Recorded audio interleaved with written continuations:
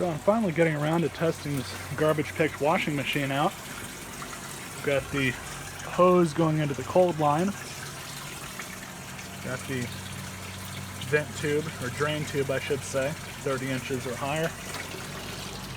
Got the U-pipe down below, and I'm just filling it up right now. What I'm checking for now is just to see if this thing leaks. This water is actually from that, but if this thing's leaking, we'll know soon enough. It'll just take me a little bit longer to figure that out, because I'll eventually start to see that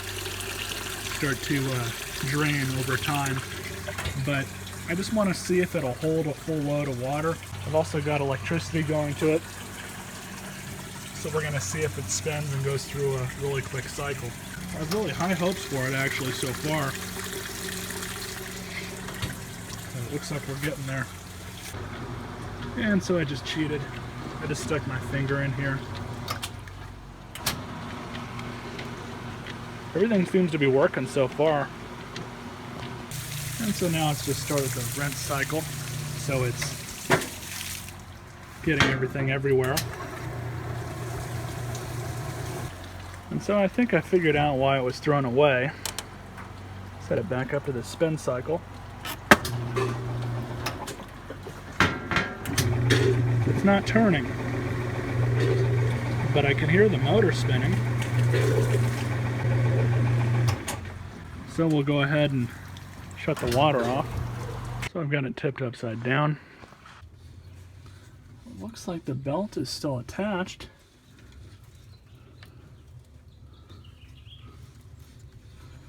But it looks like this is this whole unit here is probably going to have to come out.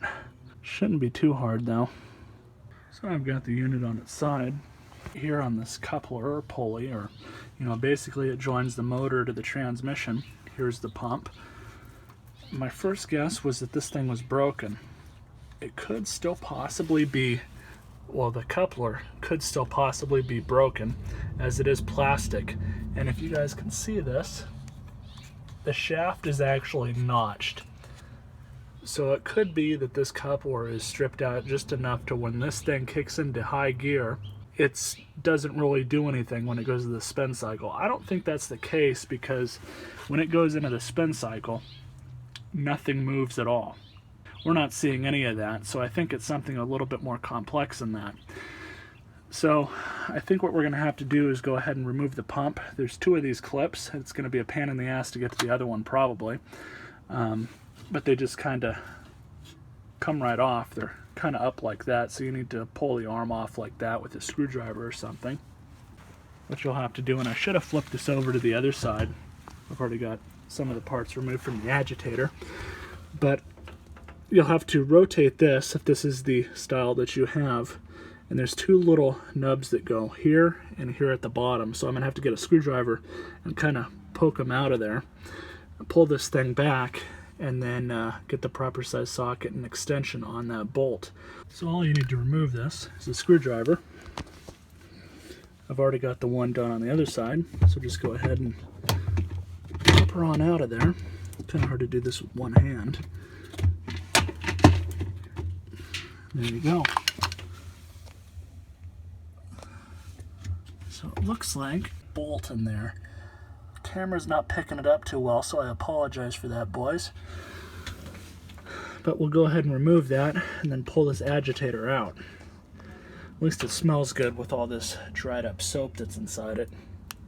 And so it's a 7/16 bolt. Go ahead and get this done really quick.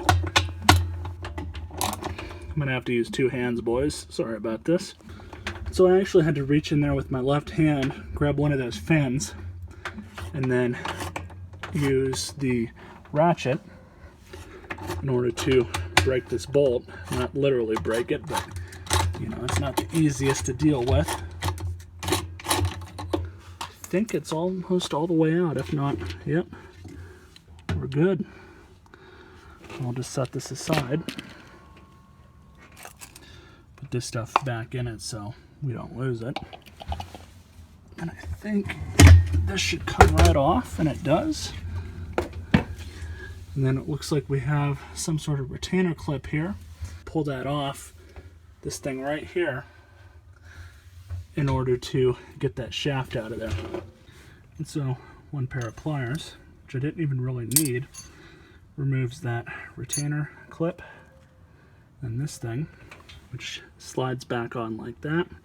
So now we are done here. So on the back end, we'll go ahead and remove these clips. That one's moved out of the way. And these just kind of rotate just like that. So we'll throw that one up there. And I'll get on with the other one. It comes out the exact same way, I just have to put the camera down. So now with the pump moved and completely off, we'll just go ahead and move that out of the way for now. The next thing you're gonna have to disconnect is this clip here. So just very carefully kind of pull that back and pull it off like that. Again, should go without saying, unplug it please before you do this, anytime you're messing with electricity. So now we'll go ahead and remove all three of these bolts, and then we'll take the transmission out. So now we'll go ahead and pull the tranny out. This thing comes out as an entire unit, and you need both hands to do it.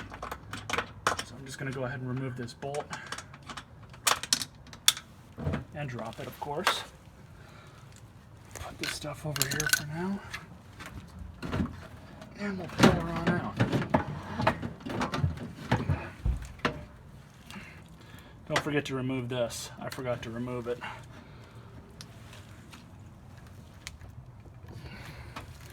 It's just two clips on the end. You just push them in, it comes out, no big deal. And so with a little bit of heaving and hoeing, everything else here seems to be pretty good. But I'll show you guys how you diagnose a bad clutch on one of these. I can tell you guys just by looking at it that this thing is screwed up. But basically what you want to do is you should not be able to move these easily with your fingers. And as you guys can see, holding this cup, I've already done this off camera, but you can move this thing very easily. You can just push it right along. So that's the issue. Probably doesn't help that this thing has been coated with soap and grime and who knows what else. So we'll go ahead and pull this thing out and go from there. And in order to do that, just grab a pair of pliers, press it together with a pair of pliers, and take her right off. So there you have your clutch, and that's what we're going to have to replace.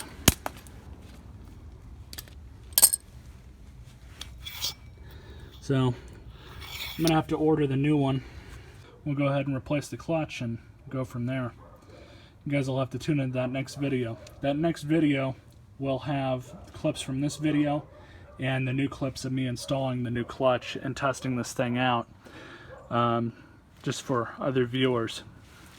So I hope you guys enjoyed this video. I hope it helped some of you guys out diagnosing some issues. I know the Whirlpool brand is very similar to this one, if not the exact same. So that's all that really goes wrong with these things, it seems to be, is either the clutches go out or it's these couplers that go in between the motor and the transmission that you want to check as well. So anyways, boys, if you guys have any questions or comments, go ahead and leave them. But until next time, you all stay classy.